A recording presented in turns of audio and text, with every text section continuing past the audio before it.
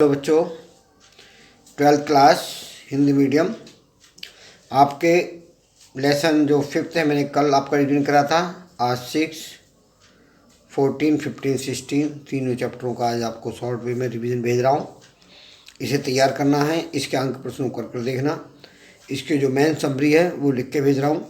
इसे तैयार करना है, याद करना है, और इसके जो लॉन्ग क्वेश्चन है जो मैं लिख के दे रहा हूँ उनको लिख करके देखना, तैयार कर लेना, ठीक है।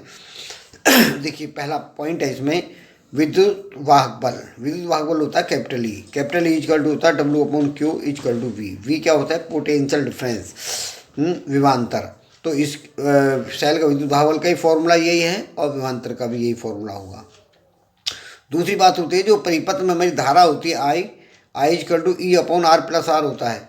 इसको हम ट्रांसफर करके दूसरे फॉर्म में लिख सकते हैं V equal to E minus I are.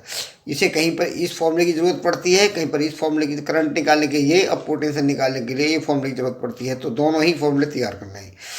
अब इसमें आ जाओ, अगर हमें आंतरिक प्रतिरोध स्मॉल आर जो है आंतरिक प्रतिरोध है सेल का, और सेल का आंतरिक प्रतिरोध R equal to R E upon V minus 1 होता है। तो इससे हम क्या करें हैं, सेल का आंतरिक प्रतिरोध ज्ञात करना है, वो निकाल लेंगे। बाह्य प्रतिरोध पता है, विद्युत वाहक बल और विभवांतर, इन दोनों को डिवाइड करके आर से मल्टीप्लाई कर देंगे तो हमारा सेल का आंतरिक प्रतिरोध निकल जाएगा। अगर हमारी सेलें श्रेणी क्रम में जुड़ी हैं, तो श्रेणी क्रम में अगर सेलें जुड़ी होती हैं तो धारा आई बराबर होती है N E upon N R plus R. तो समांतर क्रम में अगर समांतर क्रम में जुड़ी होंगी तो आई पी बराबर N E upon R plus N R होगी।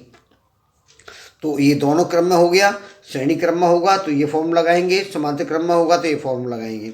दोनों ही डेरिवेशन मैंने करा रखे हैं, इनको तैयार कर लेना। अब है किरचॉफ का नियम। किरचॉफ का नियम है फर्स्ट नियम सिग्मा इक्वल टू 0 था। इसका मतलब हो गया परिपथ के किसी संधि पर मिलने वाली धाराओं का बीजगणित योग शून्य के बराबर होता है, सिग्मा इक्वल टू 0। दूसरा है परिपथ के विभिन्न खंडों में बहने वाली धारा संगत प्रतिरोधों का गुणनफल जो है उसमें लगे विद्युत वाहक बलों के योग के बराबर होता है, ये फॉर्मूला। इसमें ही व्हीटस्टोन सेतु सिद्धांत होता है। व्हीटस्टोन सेतु सिद्धांत P upon Q R upon S का फॉर्मूला आता है, इसको ये भी आपको तैयार करना है। इसमें एक अननोन प्रतिरोध होता है S equal to R 100 minus L upon L होता है, ये भी आपको याद करना है। ये दोनों डेरिवेशन हैं, लॉन्ग क्वेश्चन है, इनको तैयार करना। विशिष्ट प्रतिरोध जो होता है रो हमारा S into pi R square upon L. S प्रतिरोध होता है, आर इसकी त्रिज्या होती है, तार की लंबाई ज्ञात कर लेंगे, लंबाई नाप लेंगे, त्रिज्या को नाप लेते हैं और इसमें वैल्यू रख देंगे तो हमारा इसकी विशिष्ट प्रतिरोध निकल जाता है। अगर हमें तार का प्रवणता निकालनी है तो K equal to E upon L लगाना होता है, तो इससे हम निकाल सकते हैं प्रवणता। यदि सेल का आंतरिक प्रतिरोध निकालना होता है तो ई L1 अपॉन L2 माइनस 1 होता है। यदि हमें सेल के विद्युत वाहक बलों की तुलना करनी होती है तो E1 upon E2 equal to L1 upon L2 होता है।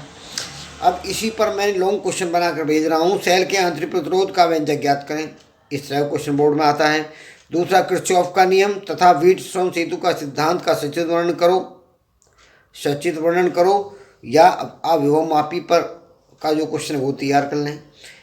ये दो क्वेश्चन इनमें से एक न एक बोर्ड में आता रहता है।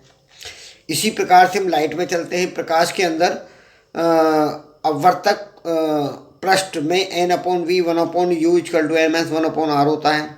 दूसरा जो फोकल लेंथ का फॉर्मूला होता है 1 upon F N minus 1 bracket में 1 upon R1 minus 1 upon R2 होता है। इसी का ही हम दूसरा मॉडिफाई करते हैं, दो लेंथ को एक साथ कनेक्ट करते हैं तो 1 upon F 1 upon F 1 upon F 2 लगाते हैं। अगर इन दोनों तीनों फॉर्मूले से एक नए बोर्ड में या न्यूमेरिकल आता रहता है, दोनों क्वेश्चन आ जाओ या एक आ जाओ लेकिन आते हैं, तो ये आपको इन्हें तैयार करने हैं डेरिवेशन को, और इनके फॉर्मूले भी याद करने हैं, इन पर न्यूमेरिकल भी आते हैं, ठीक है, आंकिक प्रश्न। इसी प्रकार से हम सेल का अपवर्तनांक ज्ञात करते हैं। सेल का अपवर्तनांक होता है sine of delta M plus A by 2 upon sine A by 2। A क्या है? प्रिज्म कोण है। डेल्टा एम क्या है? विचलन कोण है। और साइन है आपतन कोण और अपवर्तन कोण, दोनों के लिए लगाते हैं। इसमें प्रकाशिक यंत्र आगे चलते हैं। प्रकाशिक यंत्र में संयुक्त सूक्ष्मदर्शी होता है। संयुक्त सूक्ष्मदर्शी का फॉर्मूला होता है m=v0/u0 1+d/f होता है। इसकी लंबाई ज्ञात करनी होती है तो v0+u लगाते हैं। लेकिन कभी कभी ये ना आकर के कभी आ जाता है कि संयुक्त सूक्ष्मदर्शी का सचित्र वर्णन करो, तो आप इसे डेरिवेशन तैयार करना, चित्र सहित तैयार करके देखना। दूसरा होता है परावर्ती दूरदर्शी। परावर्ती दूरदर्शी में m=f0/fe 1+fe/d लगाते हैं। इसमें लंबाई ज्ञात करनी होती है तो FO+UE लगाते हैं। या जाता है परावर्ती दूरदर्शी का सचित्र वर्णन करते हो तथा आवश्यक सिद्धांत और किरणारेख दे करके उसकी क्रियाविधि लिखिए। इस तरह से इसमें से दूरी करा सकते हैं। ये मैंने आपको 3-4 चैप्टरों की समरी दे दी है। इन समरी को तैयार करना है।